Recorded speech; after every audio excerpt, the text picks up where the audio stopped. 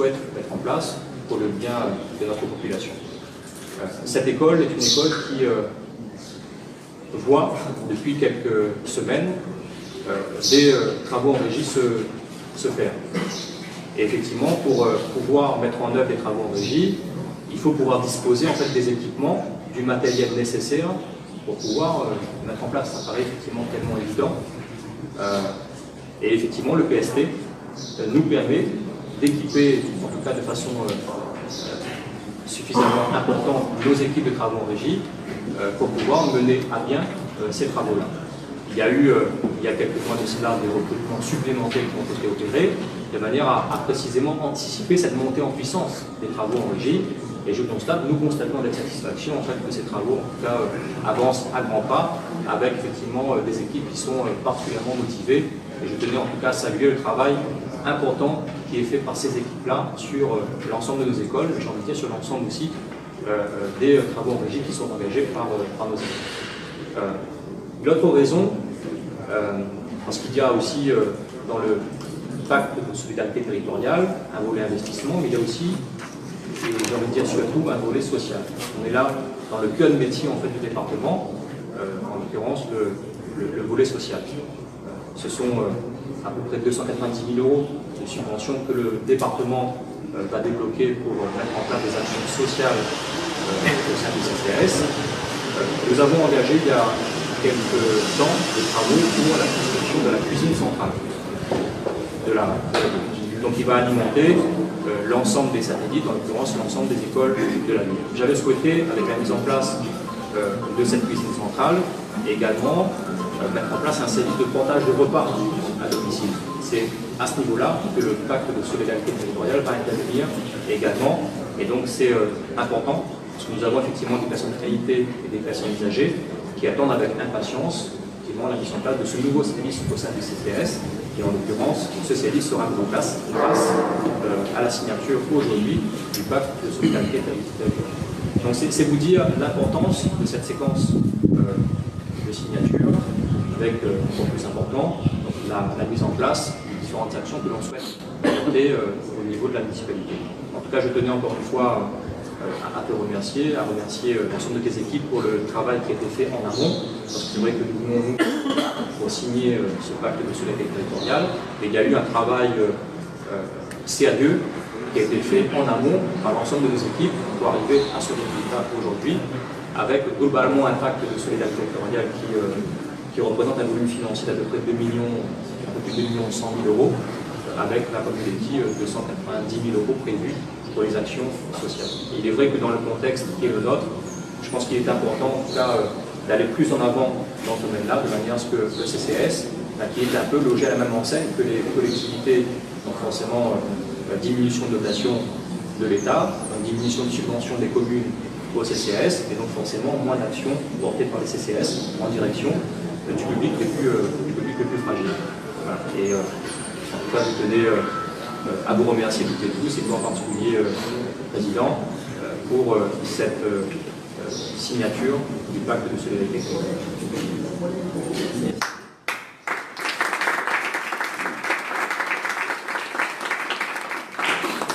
Monsieur le maire de Saint-Philippe, cher Olivier Rivière, monsieur le vice-président, Alain Armand, délégué entre autres à la mise en œuvre des pactes de solidarité, Madame la conseillère départementale, puisque nous sommes sur les terres du canton où tu es élu, Saint-Philippe, Sainte-Rose et une partie de Saint-Benoît, Madame la vice-présidente du CCS, Monsieur le directeur, par ailleurs conseiller, adjoint au maire à Saint-Philippe, Mesdames et messieurs les journalistes, mesdames et messieurs les services du département et de la commune de Saint-Philippe. Je suis tout particulièrement heureux d'être à tes côtés, Olivier, parce que c'est vrai, comme tu l'as dit tout à l'heure, ensemble nous avons partagé plusieurs années de travail. Plusieurs années de travail au service de l'intérêt général. On s'est connu au département et aujourd'hui tu occupes bien sûr cette fonction, ce mandat de maire de cette belle commune de Saint-Philippe, mais tu es aussi par ailleurs premier vice-président de la région Réunion. Je salue le sens de ton engagement.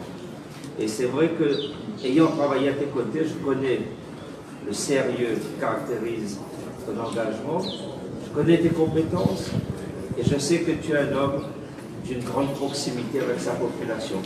Et c'est ça qui fait les qualités d'un élu local. Parce que l'élu local, aujourd'hui, traverse une période difficile.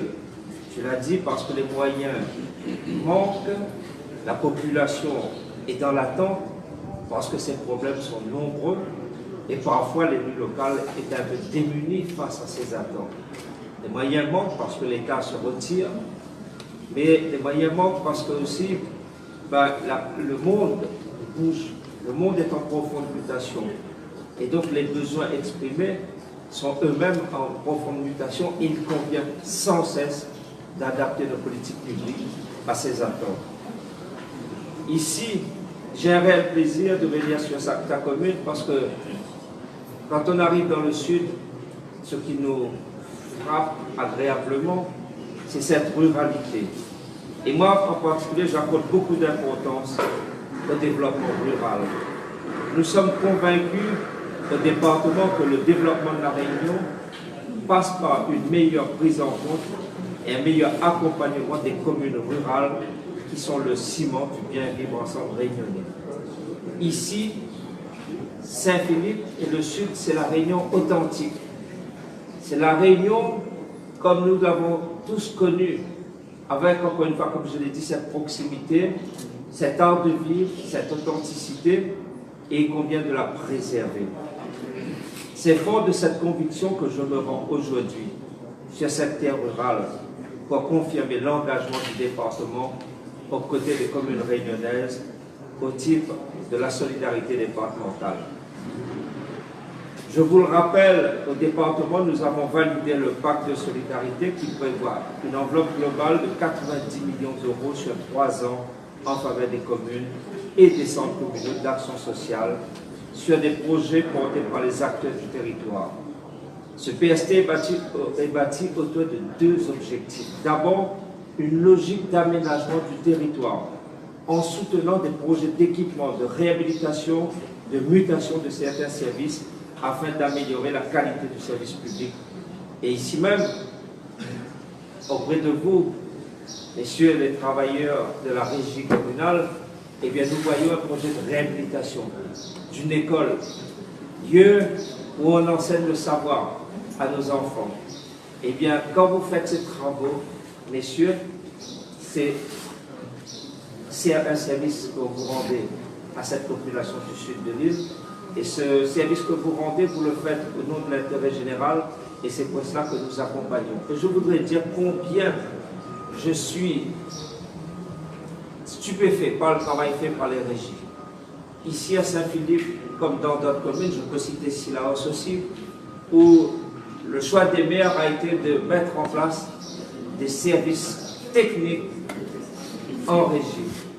Et vous êtes capable de répondre aux attentes du maire et de son équipe pour justement réaliser ces travaux. Quand vous faites des travaux en hauteur, et je salue le sens que tu donnes à la sécurité de ton personnel, quand vous faites des travaux en hauteur, vous avez ces compétences pour le faire. Quand vous faites des travaux routiers, vous avez des compétences pour le faire. Moi, je tiens à le dire, bravo à tous les maires, à toi en particulier, bravo à vous, équipe municipale de travaux en régie, parce que c'est une avancée significative dans les travaux.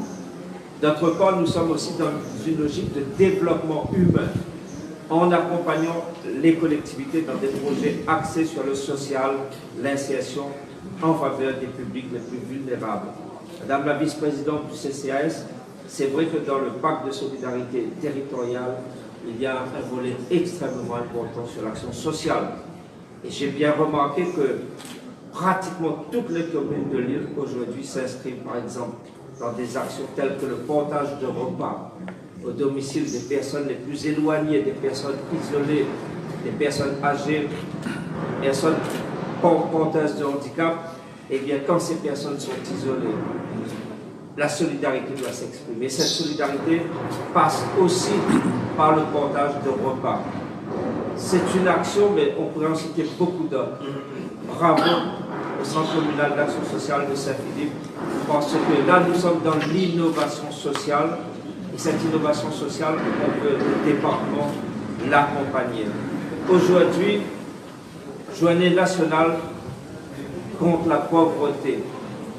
C'est une journée qui doit nous sensibiliser tous sur les difficultés de celles et ceux qui ont peu de moyens pour survivre. Et vous me direz, ouais, mais une journée de plus, certes, mais une journée, on doit prendre conscience que la pauvreté, elle est présente sur notre territoire. Elle est présente sur notre territoire, elle frappe parfois les personnes les plus vulnérables. Et au département de La Réunion, nous nous efforçons, en lien avec les centres communaux d'action sociale, d'apporter notre contribution. L'objectif de notre pacte de solidarité territoriale est finalement de porter une nouvelle ambition, celle d'inscrire le département dans une démarche de proximité, partenariale et solidaire, en travaillant côte à côte avec les mairies et l'ensemble des acteurs du territoire. C'est d'ailleurs ce qui fait le grand intérêt de ce dispositif. Nous ne venons pas avec des mesures décidées par le département. C'est toi, monsieur le maire, et tes équipes. C'est vous qui avez décidé des actions que le département pourrait financer. Et ça aussi, c'est assez innovant. Nous n'avons pas voulu fixer un cadre dans lequel vous auriez obligation de vous engouffrer. C'est vous qui nous dites quels sont les travaux nécessaires sur notre territoire, quelles sont les actions sociales à mettre en place, et dans la mesure de nos moyens juridiques et financiers, eh bien, on peut vous accompagner. C'est ça, donc, la nouveauté aussi de cette démarche. La ruralité a ses spécificités. Cette convention veut être une réponse à vos besoins. Je tiens à te remercier, monsieur le maire, remercier tes services, l'ensemble des équipes municipales, élus, services techniques, services administratifs, qui ont participé, qui se sont impliqués dans l'élaboration de ce pacte de solidarité. Je remercie aussi nos élus du territoire, le vice-président délégué. Alors, je remercie les services du département qui se sont aussi impliqués dans la mise en œuvre de ce pacte de solidarité. Cela démontre que notre démarche est comprise et qu'elle est attendue. C'est la raison pour laquelle moi je porte, depuis mon élection à la présidence du département, une démarche d'unité et de solidarité visant à rassembler les acteurs autour d'une cause commune, la cause réunionnaise. Et je le dis toujours, quand on vivre ensemble, c'est bien. Nos grands-parents, ceux qui nous ont précédés sur cette belle terre de la Réunion, ont su développer cette qualité du vivre ensemble. Mais vivre ensemble, c'est une condition nécessaire, mais ça ne suffit pas. Il faut aussi apprendre à mieux travailler ensemble. Parce que nous sommes ici acteurs sur un même territoire, chacun avec nos possibilités, chacun avec nos atouts et aussi nos faiblesses. Et quand on met ensemble nos moyens, on est beaucoup plus fort. On est beaucoup plus fort et cette volonté de travailler ensemble, cette unité, cette solidarité, c'est ce qui doit nous donner plus d'efficacité. Je suis heureux de voir qu'il y a une très forte adhésion autour de cette dynamique. Pour en revenir, monsieur le maire, au PST, je voudrais vous dire que les sommes que tu as évoquées, tu l'as bien dit, plus de 2 millions en investissement et près de 300 000 euros en fonctionnement, c'est une contribution qui, là aussi, fait preuve de solidarité parce que je n'ai pas voulu que les communes les moins peuplées soient, handicapées parce que les communes les plus peuplées auraient pu accaparer une grosse partie de ces enveloppes. J'ai demandé de l'équité. L'équité, ça passe par une enveloppe minimale de 2 millions d'euros par commune. Le reste a été réparti au prorata de la population. Voilà ce que je voulais vous dire. J'espère, monsieur le maire, mesdames et messieurs, que notre participation confortera la commune de Saint-Philippe dans sa dynamique de développement et de croissance. Voilà ce que je voulais vous dire. Nous avons validé 23 pactes et le dernier pacte le sera très bientôt. J'aurai donc terminé d'ici, je dirais, début décembre, mon périple autour de l'île pour avoir mis en place les 24 pactes de solidarité en faveur des communes. Je vous remercie de votre attention. Voilà, nous allons donc passer à la signature. Monsieur le maire, je vois qu'on nous amène des parapluies avec un beau stylo blanc. Ville de Saint-Philippe. Ah, merci. Regardez ça, c'est bien. C'est joli, un joli stylo. Alors.